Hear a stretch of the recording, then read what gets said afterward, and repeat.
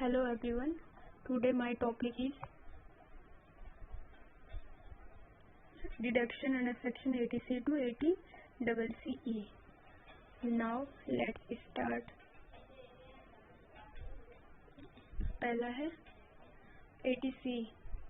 80C में हम देखेंगे deduction in respect of certain payments investment, यानी जब आप किसी LIC या प्रोविडेंट फंड में कंट्रीब्यूट करते हो. नेक्स्ट है 80CCC. 80CCC में deduction in respect of contribution to certain pension funds में, अगर आप पेंशन फंड्स में कंट्रीब्यूट करोगे तो उससे रिगार्डिंग डिडक्शन आपको 80CCC में अलाउ होगी. नेक्स्ट है 80CCD. Deduction in respect of contribution to pension schemes of central government. अगर आप सेंट्रल गवर्नमेंट की जो पेंशन स्कीम है उसमें कंट्रीब्यूट करते हो तो उससे रिलेटेड जो भी डिडक्शन होगी वो आपको 80CCD में कवर होगी. नेक्स्ट है 80CCE. 80CCE में जो भी ऊपर की तीनों डिडक्शन को मिलाकर आपको कितना डिडक्शन अलाउ होगा वो आपको 80CCE में वो हम 80CCE में स्टडी करेंगे. नेक्स्ट है deduction in respect of certain payment investment. इसमें देखते हैं सेक्शन 80C. 80C में क्या है, कौन कौन एलिजिबल है. एन इंडिविजुअल और HUF एलिजिबल है 80C में डिडक्शन लेने के लिए.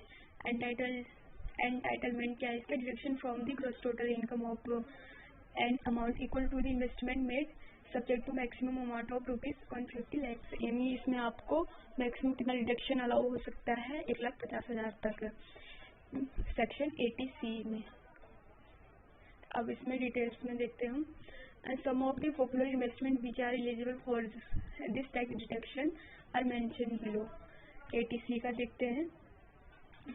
अगर आप payment made towards life insurance policies में फॉर सेल्फ, स्पाउस और चिल्ड्रन, अगर आप LIC में कंट्रीब्यूट करते हो या तो अपने लिए, स्पाउस के लिए या फिर चिल्ड्रन के लिए. नेक्स्ट है पेमेंट मेड टूवर्ड्स और सुपरएनुएशन प्रोविडेंट फंड. अगर आपको प्रोविडेंट फंड में या सुपरएनुएशन फंड में आप कंट्रीब्यूट करते हो. Next tuition fees paid to educate और मैक्सिमम ऑफ 2 चिल्ड्रन, या आप अपने बच्चों की ट्यूशन फीस पेड करते हो तो उसमें कितना डिडक्शन आपको अलाउ होगा वो सेक्शन 80C में कवर होगा. पेमेंट्स मेड टूवर्ड्स कंस्ट्रक्शन और परचेज ऑफ रेजिडेंशियल प्रॉपर्टी. अगर आप रेजिडेंशियल प्रॉपर्टी को या तो परचेज करते हो या कंस्ट्रक्ट करते हो तो उससे रिलेटेड डिडक्शन भी आपको 80C में कवर होगा. Payments issue towards a fix deposit with a minimum tenure of 5 years. जो भी आप फिक्स डिपॉजिट करते हो, अगर आप 5 years के लिए फिक्स डिपॉजिट करते हो तो उससे रिलेटेड भी आपको डिडक्शन इसी सेक्शन 80C में कवर होगा. This section provides for a number of additional deduction. कुछ आपका एडिशनल डिडक्शन भी अलाउ होंगे, like investment in mutual funds में आप इन्वेस्टमेंट करते हो, सीनियर सिटीजन सेविंग स्कीम्स में, या परचेज ऑफ नाबार्ड बॉन्ड्स को परचेज करते हो. नेक्स्ट है deduction in respect of contribution to certain pension funds में. अगर आप पेंशन फंड्स में कंट्रीब्यूट करते हो तो आपको 80CCC में डिडक्शन मिलेगा. और एलिजिबल कौन होगा इसके लिए, एन इंडिविजुअल. फर्स्ट केस में क्या देखा था हमने, इंडिविजुअल HUF दोनों था, बट जिस सेक्शन 80CCC है इसमें ओनली इंडिविजुअली एलिजिबल है. Where an assessee being an individual has in the previous year paid or deposited any amount out of his income chargeable to tax to effect or keep in force or contract for any annuity plan of LIC of India or any other insurer for receiving pension from the fund set up by LIC or such other insurers, it shall be allowed or deduction in the computation of his total income है, उसको भी 80CCC में deduction allow होगा. The maximum permissible deduction is, आपको maximum deduction कितना allow होगा, 1,50,000 तक. Further this overall limit of 1,50,000 prescribe in section 80CC में. जो हमने देखा था 80CCE में आपको टोटल डिडक्शन, मैक्सिमम डिडक्शन 1,50,000 तक ही मिल सकता है. Will continue to applicable.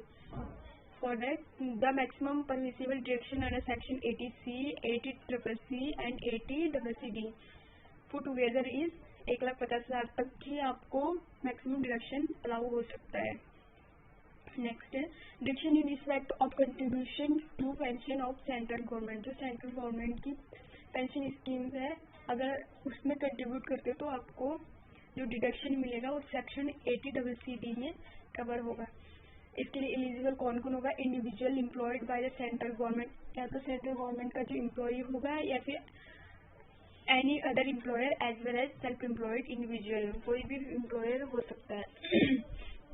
Eligible payments, contribution to pension schemes of central government and individual employed by the central government on or after 1/2004 or any other employer or any other assessee being an individual who has paid or deposited any amount in under or notified pension schemes। अगर कोई भी person जो central government की जो pension scheme है उसमें contribute करता है तो जो उसको डिडक्शन अलाउ होगा वो सेक्शन 80CC में अलाउ होगा।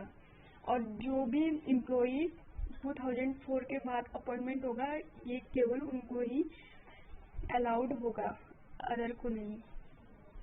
नेक्स्ट है परमिसिबल डिडक्शन, एम्प्लॉयर कंट्रीब्यूशन या इंडिविजुअल कंट्रीब्यूशन, यानी कितने परमिसिबल डिडक्शन आपको कितना मिलेगा इसमें। अगर एम्प्लॉयज कंट्रीब्यूशन है, जो एम्प्लॉयज है वो कंट्रीब्यूट कर रहा है तो उसकी पहला केस है ये in case of salary individual deduction of on contribution under section 80CC is restricted to 10% of his salary. अगर एम्प्लॉयज कंट्रीब्यूशन कर रहा है तो जितना वो कंट्रीब्यूशन कर रहा है और या उसकी सैलरी का 10% जो दोनों में से कम होगा वो आपको डिडक्शन अलाउ होगा। नेक्स्ट है B, in any other case deduction under section 80CC one is restricted to 20% of gross total income। यहाँ पे gross total income अगर कोई अदर पर्सन है तो उसको जो भी उसकी gross total income होगी उसका 20% मिलेगा। gross total income मीन्स जितने भी इनकम के हेड्स हैं 5 हेड्स उनकी सबकी टोटल इनकम और उसमें से जो लॉसेस है उसको सेटअप करके आपकी ग्रॉस टोटल इनकम निकलेगी। ग्रॉस टोटल इनकम में से ही जो ये डिडक्शन पड़ रहा है उसको लेस करेंगे। और further additional deduction of up to 50,000 is available under section 80CC 1B और इसमें एडिशनल डिडक्शन आपको 50,000 तक की मिल सकती है।